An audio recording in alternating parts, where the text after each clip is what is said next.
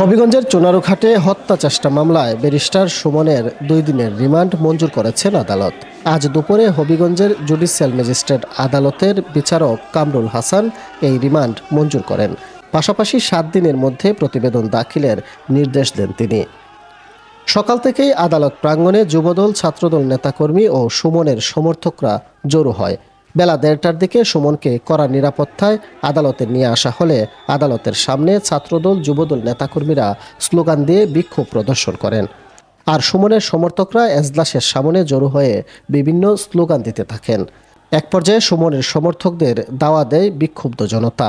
এ সময় পিটুনির শিকার হন কয়েকজন। পরে আইনজীবী ও পুলিশের হস্তক্ষেপে পরিস্থিতি শান্ত হয়।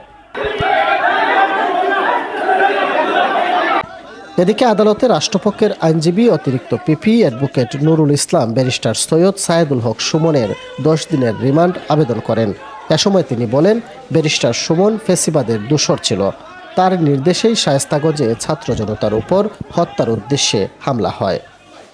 এই 24 সালের নির্বাচনের যে সহযোগী জাতীয় নির্বাহী কমিটির যুবলীগের আইন সম্পাদক ছিল, সে লেবাসদারি এই নির্দলীয় ব্যক্তি হিসাবে নির্বাচন করে শেখ হাসিনা পার্লামেন্টে বলেছিল যে বিএনপির দায়িত্ব সে নিবে।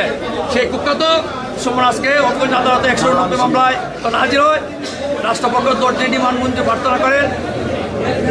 বিচারক কামরুল হাসান শুনানি অন্তে 2 দিনের রিমান্ড মঞ্জুর করেন।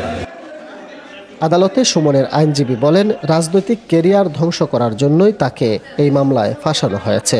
ন্যায় বিচার প্রতিষ্ঠার স্বার্থে ও সাম্প্রতিক সময়ে অন্যান্য আইনজীবীদের প্রসঙ্গ উল্লেখ করে তাকে জেল গেটে জিজ্ঞাসাবাদের আবেদন জানান তিনি।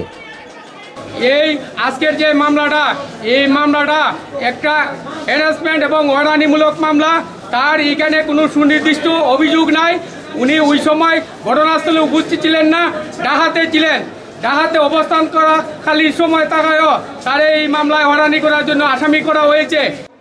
পরে উভয় পক্ষের যুক্তিতর্ক শেষে আদালত 2 দিনের রিমান্ড মঞ্জুর করেন। এদিকে আদালত প্রাঙ্গণে উত্তেজনা ও হাতাহাতির ঘটনায় ক্ষোভ প্রকাশ করেন আইনজীবী ও বিচার প্রার্থীরা। বেলা 1:30টার দিকে সুমনকে আদালত থেকে জেল হাজতে নিয়ে যাওয়ার সময় উত্তেজিত নেতাকর্মীরা পুলিশের গাড়িতে ধাওয়া করেন।